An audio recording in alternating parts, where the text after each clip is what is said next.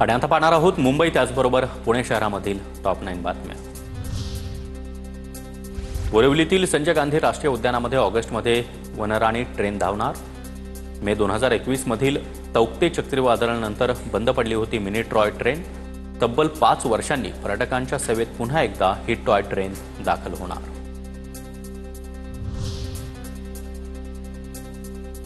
मुंबईत 6 महिन्यात 18,000 कोटींचे पुनर्विकास प्रकल्प सुरू। पश्चिम उपनगरामध्ये सर्वाधिक इमारतींचा पुनर्विकास।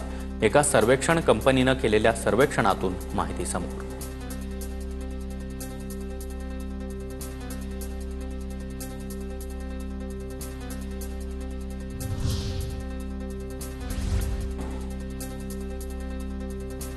मुंबई लोकलमधील गर्दी कमी करण्यासाठी कृती गटाची स्थापना। परिवहन मंत्र्यांची घोषणा।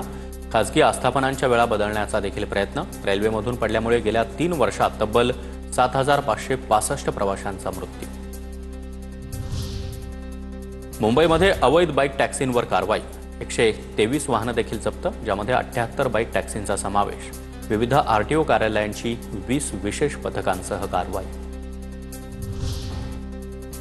गिरणी कामगारांसाठी खटाव मिलमध्ये 1000 घरं।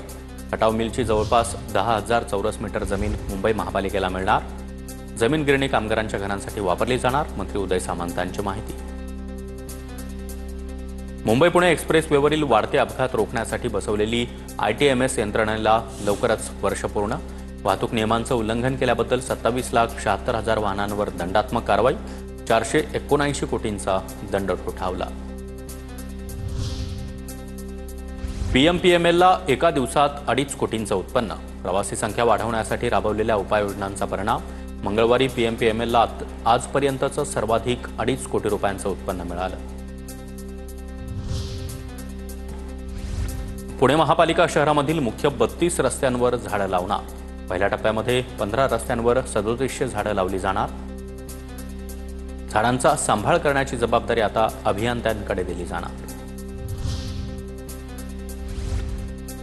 सलमान खाननं 5.25 कोटी रुपयांना वांद्र्यातील फ्लॅट विकला। शिव अस्थाना हाईट्स या आलिशान इमारतीमधील 1318 चौरस फूट फ्लॅटची 5 कोटी 35 लाख रुपयांना विक्री।